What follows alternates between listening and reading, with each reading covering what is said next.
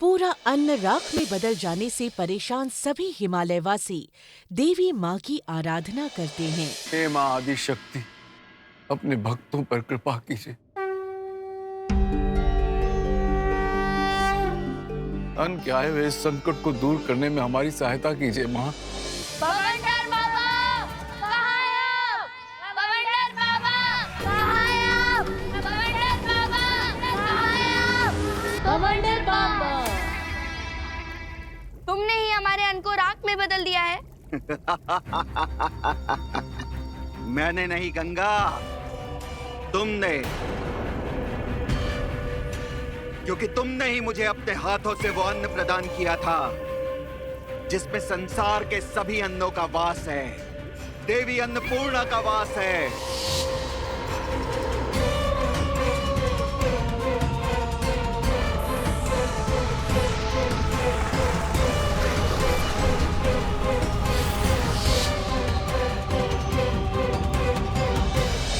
बवंडर बाबा के प्रकोप को खत्म करने देवी गंगा पाताल नर्क में उतरती हैं।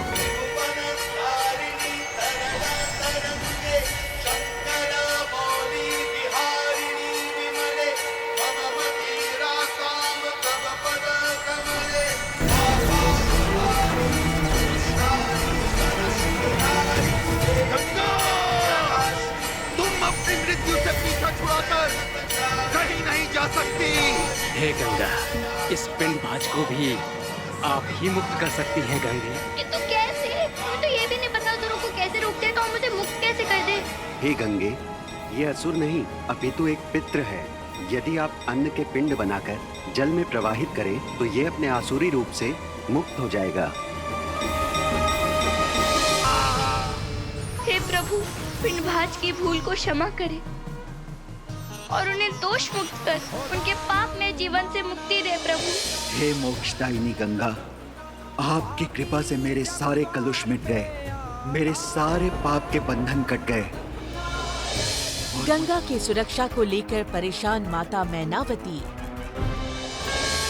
हमारी पुत्री का जीवन यहाँ सुरक्षित नहीं है महाराज, इसलिए मैंने निर्णय लिया है। क्या निर्णय लिया है माते? उसे हिमालय से बाहर भेजने का निर्णय लेती हैं।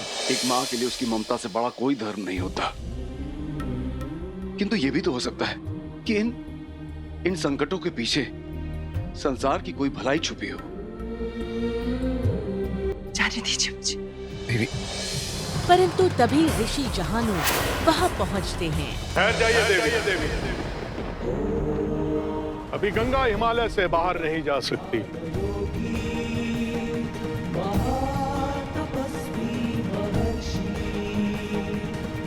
मैं जानता हूं देवी कि आप अपनी पुत्री के लिए चिंतित हैं,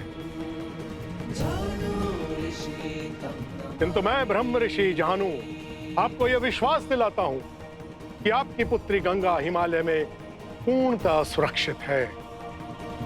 ब्रह्म ऋषि जाहनु? ब्रह्म ऋषि जाहनु? ब्रह्म ऋषि जाहनु? ब्रह्म ऋषि जाहनु?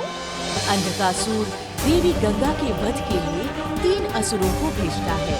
अंधकासुर, गंगा का अंत करके हम तुम्हारी इच्छा अवश्य पूरी करेंगे।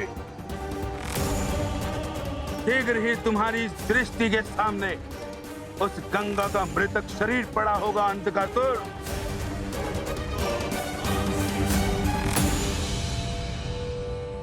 कितने सुखद शब्द हैं तुम्हारे। अब जाओ और मेरा प्रतिशोध पूर्ण करो।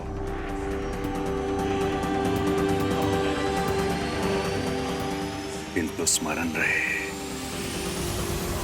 केवल गंगा ही गंगा का अंत कर सकती है।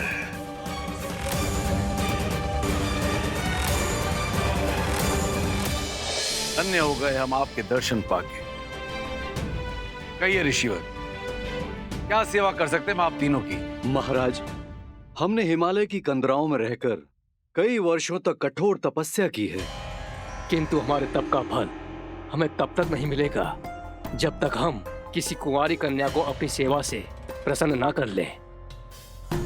आपकी पुत्री गंगा की उत्तम कार्यों की प्रसिद्धि तो समस्त हिमालय में है महाराज। तभी तो हम यहाँ आए हैं, ताकि आपकी पुत्री गंगा को प्रसन्न कर हम अपने तप को सिद्ध कर सकें। ऋषिगण, ये तो हमारी पुत्री के लिए अत्यंत सौभाग्य वाली बात होगी। ऋषिगणों, आपने अपनी पूर्ण श्रद्धा और समर्पण के साथ हमारी सेवा की और हम आपकी सेवा से अति प्रसन्न हुए। कहिए, क्या कर सकते हैं हम आपके लिए? पुत्री गंगा, हमारी इच्छा को पूर्ण करने से पहले आप एक बार भली भांति विचार कर लीजिए। गंगा, यदि आप हमारी सेवा से प्रसन्न हैं, तो हमें हिमालय में रहने के लिए स्थान प्रदान करें। आपने अपनी पूर्ण श्रद्धा से हमारी सेवा की और आपके उन पुण्य कर्मों के बदले हम आपको हिमालय में वास करने का वचन देते हैं।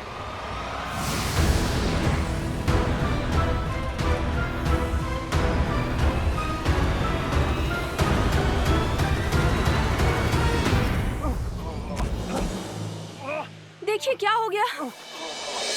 पुण्य की देवी गंगा इन असुरों को भी मोक्ष प्रदान करती हैं।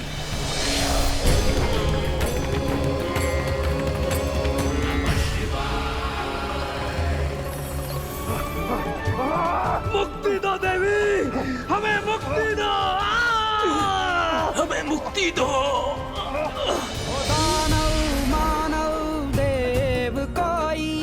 हे देवी गंगा, आपने आसुरी रूप में हमें स्वीकार किया और हमें मोक्ष प्रदान किया। आप धन्य हैं देवी गंगा, आप धन्य हैं।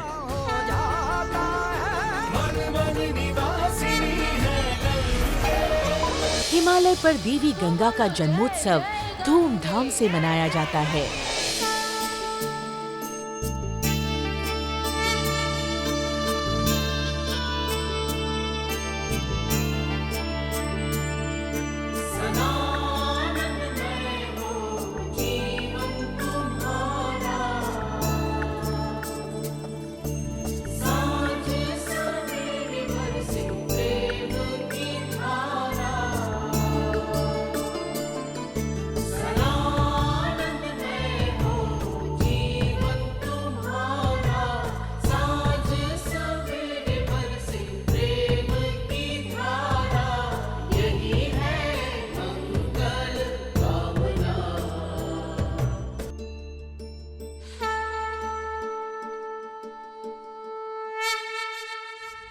देवों, देवी मैनावती ने देव प्रेरणा से ही देवी गंगा का ये दैव्य जन्मोत्सव मनाया है। आने वाले समय में देवी गंगा की ये आरती परंपरा और आस्था का पर्व बन जाएगी और धरती पर मनुष्य सदा इसी प्रकार देवी गंगा की आरती करेंगे और कल्याण के भागी बनेंगे। जय गंगे।